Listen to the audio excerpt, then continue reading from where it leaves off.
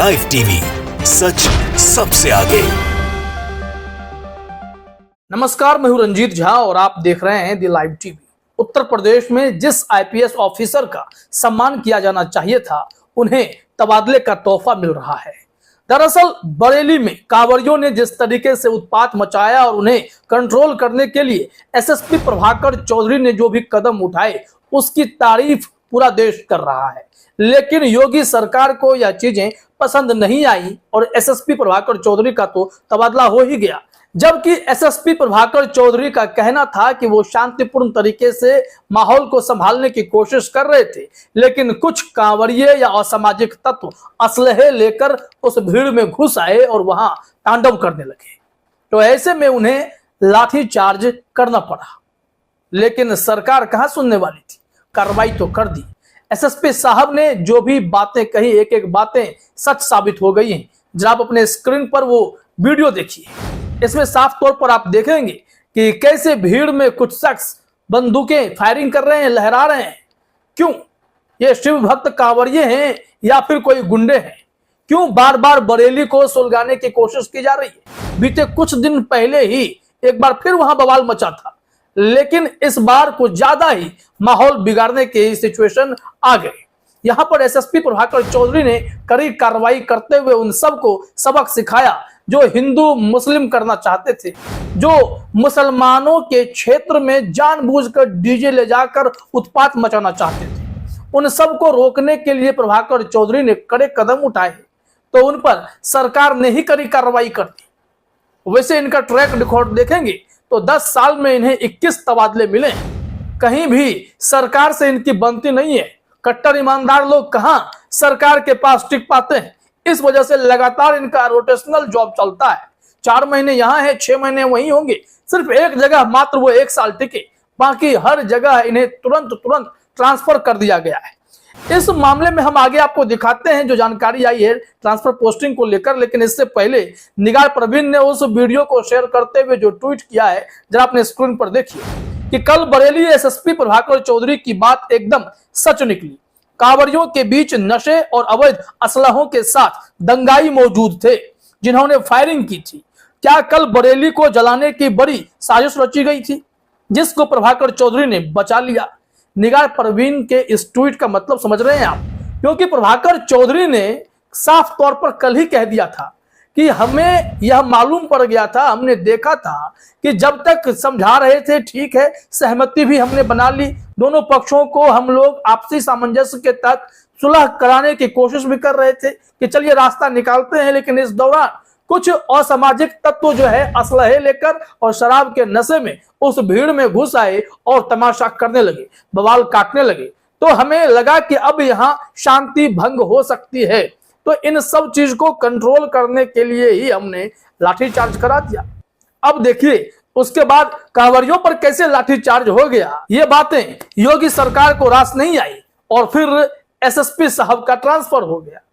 इन्हें तो ठीक मुजफ्फरनगर के एसएसपी की तरह, संजीव सुमन की तरह डांस करना चाहिए था कांवरियों के साथ में, ताकि माहौल शांत रहे और कांवरियों की बात मान लेते, योगी सरकार भी खुश हो गई होती। लेकिन क्या असर पड़ता, कितना बड़ा यह तांडव मच जाता, इसकी आशंका क्या योगी सरकार को नहीं लगी? अब ऐसे में एसएसपी प्रभाकर चौधरी का तबादला कर दिया जाना विपक्ष के लिए भी बड़ा मुद्दा बन गया है और पूरा देश भी देख रहा है कि शिव भक्तों के साथ थोड़ी दिक्कत क्या हो गई, इन्हें ट्रांसफर ही कर दिया गया। लेकिन एसएसपी संजीव सुमन मुजफ्फरनगर वाले वो डांस कर बैठे तो उनकी खूब तारीफ हुई, सुर्खियां बटोरी गई कि वाह, एसएसपी भी कांवरियों संग डांस करते दिखे। लेकिन एसएसपी साहब वहां जो पुलिसिंग करने गए थे, सिर्फ हिदायत देकर चले आए, जबकि वहां भी कांवरियों ने बवाल काटा था। कांवरियों ने अपने शर्त पर एसएसपी को नचवा दिया, यह सब मंजूर है। लेकिन यहां हिंदू मुसलमान दंगे जैसे हालात उत्पन्न हो रहे थे और उस वक्त जो एसएसपी साहब को ठीक लगा, उन्होंने कार्रवाई के आदेश दिए और जो उन्होंने दावे किए, उन दावों में सच्चाई भी इस वीडियो में दिख रही है। तब भी योगी सरकार ने इनका तबादला किया, तो इस पर आप क्या कहेंगे? एसएसपी प्रभाकर चौधरी ने क्या कुछ कहा था, वो हम जरा यहां आपको सुनवाते भी हैं। फिर हम आगे चर्चा करेंगे एसएसपी प्रभाकर चौधरी के बारे में और बरेली में इस तरीके से जो हिंसा भड़काने की साजिश रची गई, उस पर उनका कदम क्या ठीक था। सुनिए जरा। लोग नहीं माने, उसके बाद फिर ये एग्रेसिव होने लगे, पीछे डीजे करके बहुत ही अभद्रता और सारी चीज़ें करना शुरू कर दिए। और उसमें जो है किसी ने कुछ ऐसा भी प्रतीत हो रहा है कि इनके पास कुछ अवैध वेपन भी थे, कट्टा भी था किसी के पास, ऐसी सूचना मिली। उसके बाद ये निर्णय लिया गया और इन पर हल्का बल प्रयोग करके भीड़ को डिस्पर्स कर दिया गया। हम इसमें कठोर धाराओं में मुकदमा लिख रहे हैं कि गैर परंपरागत तरीके से माहौल को ख़राब करने के लिए इस तरह का प्रयास किया गया है। अभी सारे जगहों पे शांति है, हमारी पुलिस जो है वो पेट्रोलिंग कर रही है और जो भी लोग इसमें हैं, जो लोग इस तरह का प्रयास किए, सारे लोगों के सीसीटीवी फुटेज और वीडियोज़ हमारे पास हैं, कैमरे लगे हुए हैं, चिन्हित करके सभी के खिलाफ कठोर दंडात्मक कार्रवाई की जाएगी। तो सुना आपने, प्रभाकर चौधरी ने जो भी बातें पहले ही कही थी, अब उसके सीसीटीवी फुटेज जो भी सामने आए उसमें स्पष्ट हो रहे हैं कि हाँ, कांवरियों के बीच कुछ ऐसे लोग दंगाई भी थे जो जानबूझकर हिंदू मुसलमान के बीच सौहार्द बिगाड़ने वाले थे, दंगा कराने के नौबत लाने वाले थे। लेकिन एन समय पर एसएसपी साहब मामले को भांप गए और बरेली को जलने से बचा लिया, तो बदले में गिफ्ट के तौर पर इन्हें ट्रांसफर का ऑर्डर थमा दिया गया है। पुनीत कुमार सिंह ने इस मामले में ट्वीट भी किया, उन्हीं के वीडियो को शेयर करते हुए कि बरेली में हुए कांवरियों पर पुलिस लाठीचार्ज पर एसएसपी प्रभाकर चौधरी का बयान सामने आया है। उन्होंने बताया कि कांवरिया में कुछ गलत लोग नशे में थे, उनके बाद अवैध असलहे थे। ये बयान आते ही प्रभाकर चौधरी का ट्रांसफर कर दिया गया। कानून व्यवस्था बनाने की बात करने वाले मुख्यमंत्री जी जिस कप्तान ने दंगे होने से बचाया, उसी पर एक्शन ले लिया जा रहा है। ये कहां का न्याय है, पुनीत कुमार सिंह ने पूछा है। सिर्फ इस बात को लेकर योगी सरकार को बुरा लग गया कि एसएसपी साहब ने सच कैसे कह दिया। कैसे उन्होंने कह दिया कि कांवरियों के पास हथियार थे, कांवरिया नशे में थे या उनके बीच दंगाई घुस आए थे। और ऐसे में उन्हें ट्रांसफर का जो ऑर्डर थमाया गया है, इसको लेकर लोग सवाल खड़े कर रहे हैं। क्या उत्तर प्रदेश में शिव भक्त अगर उत्पात मचाएं तो वो कानून से ऊपर होंगे? उन पर पुलिस कार्रवाई करेगी तो दिक्कत की बात है। उन्हें तो ऐसा ऑफिसर चाहिए जो शिव भक्त के साथ नाचे, एसएसपी संजीव सुमन की तरह। अब इसको लेकर अजीत अंजुम ने भी एक ट्वीट शेयर किया है, वो भी जरा अपने स्क्रीन पर आप देखिए। सचिन गुप्ता के ट्वीट को शेयर करते हुए उन्होंने जो लिखा है, उससे पहले सचिन गुप्ता के ट्वीट को देखिए।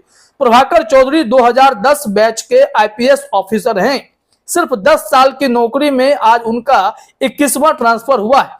अधिकतम तैनाती 1 साल मेरठ रही, बाकी अन्य जिलों में 4-6 महीने से ज्यादा नहीं रहे हैं। सचिन गुप्ता ने ये ट्वीट किया है। इसके अलावा उन्होंने कहा, अधिकारियों नेताओं का कभी दबाव नहीं माना, करप्शन को लेकर अपने पुलिस कर्मियों पर सबसे ज्यादा एक्शन ली, तो फिर देखिए इन्हें फल मिल गया। फिर यहां भी कैसे टिकेंगे, क्योंकि इन्होंने बरेली को जलने से सुलगने से बचा लिया, तो सीधे तौर पर इन्हें अब ट्रांसफर का लेटर थमा दिया गया कि जाइए, हम आपको यहां से लखनऊ पीएससी भेज रहे हैं। अब इसी को लेकर अजीत अंजुम ने भी एक लाइन में बस लिखा, यूपी के इस आईपीएस ऑफिसर का 10 साल में 21 बार ट्रांसफर। क्या है ये माजरा? आखिरकार प्रभाकर चौधरी इतने ईमानदार हैं कि कहीं टिक नहीं पा रहे हैं।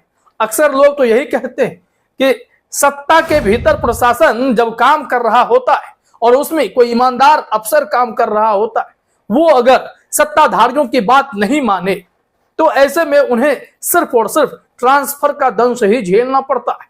महीने, 2 महीने, 4 महीने में हर जगह वो ट्रांसफर होते रहते हैं, रोटेट होते रहते हैं। नहीं तो कई दफे तो कई बड़े बड़े आईएएस आईपीएस अफसर की नौकरी तक चली जाती। तो ऐसे सिलसिले में इस बार आईपीएस यानी एसएसपी प्रभाकर चौधरी सरकार के निशाने पर आ गए, क्योंकि बरेली में हिंदू मुस्लिम होने से बचा लिया और कांवरियों में जो उत्पाती थे उन्हें शांत करने के लिए और उन पर नकेल कसने के लिए इन्होंने कड़े एक्शन लिए। तो फिर इसका खामियाजा एसएसपी साहब को भुगतना पड़ रहा है। लेकिन उनकी कही हुई एक एक बात सच भी तो साबित हो रही है कि उन उत्पातियों के पास असलहे थे, वो सब नशे में भी थे। सब कुछ दूध की तरह साफ है। फिर योगी जी को क्यों इस तरह गुस्सा आया कि उन्होंने प्रभाकर चौधरी को सीधे तौर पर ट्रांसफर का ऑर्डर थमवा दिया है। फिलहाल इस वीडियो में इतना ही। आप सभी का हमसे जुड़ने के लिए बहुत बहुत धन्यवाद। द लाइव टीवी, सच सबसे आगे।